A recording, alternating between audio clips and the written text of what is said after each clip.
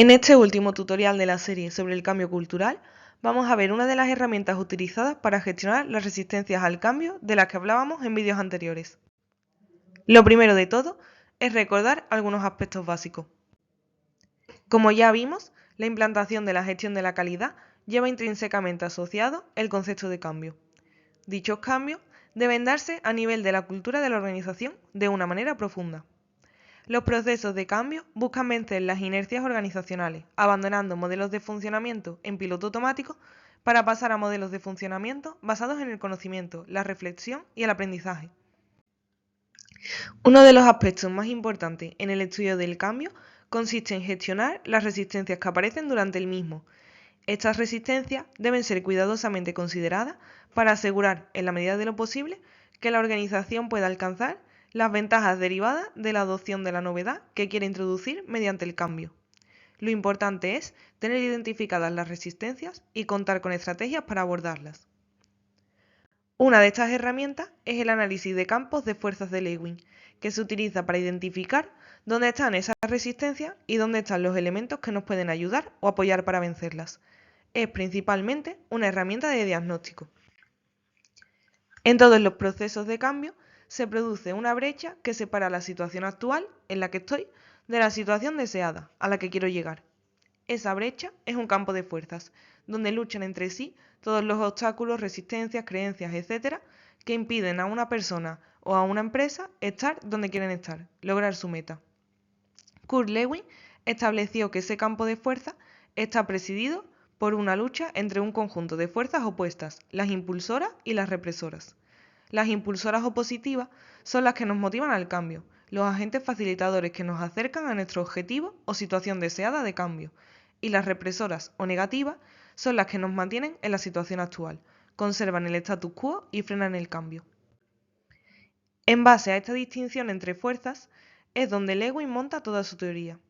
Analizar este campo de fuerza permite saber dónde y con qué intensidad se dan esas resistencias al cambio y con qué elementos podemos contar a favor, tanto para vencer la resistencia como para incluso poder acelerar ese proceso de cambio. Además de esa identificación de los factores internos a la organización, nos permiten encontrar otros factores del contexto que rodean a ese proceso de cambio o a la propia organización. Hay que ser consciente de que la tensión que se produce por la interacción de distintas fuerzas es el precio que cualquier proceso de cambio puede llevar si no se aborda de manera adecuada a la parálisis. Nos permite empatizar con las personas que están en un momento de cambio, comprendiendo su lucha y sus resistencias. Con esta herramienta será más fácil estimar la energía necesaria para el cambio, trabajando para fortalecer las fuerzas impulsoras y para minimizar o eliminar las represoras. Para utilizar esta herramienta, lo que se suele hacer es construir una T, y aunque se puede hacer de manera digital, desde aquí recomendamos hacerlo de manera analógica, en una pared, en una pizarra, etc., y de forma grupal, con diferentes perfiles que aporten cada uno en su área. En esta forma de T, a un lado se colocarán las fuerzas impulsoras y en el otro las represoras. El siguiente paso es situar arriba el objeto a alcanzar. Vamos a verlo con un ejemplo, que un centro sanitario quiera disminuir su lista de espera actual 5 días.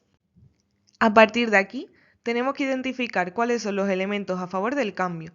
Se va a ir listando todo aquello que real o potencialmente puede facilitar ese proceso. En el caso del ejemplo que hemos seleccionado, algo que puede favorecer a disminuir esa demora es ampliar la oferta de las consultas, actualizar y modernizar los modelos de actuación que existen, etc. Posteriormente, haremos una lista de lo contrario, qué es lo que nos va a frenar o nos va a dificultar ese cambio, esas fuerzas que van a actuar en contra. Siguiendo el ejemplo, serían prácticas de escaso valor que dificultan el trabajo, repeticiones, reticencias del personal a cambiar agenda, etc. En estos pasos se nombra y lista todos los elementos identificados de una manera acrítica.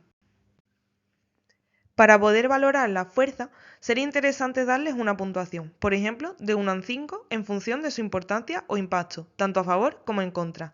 Esto nos ayudará a priorizar.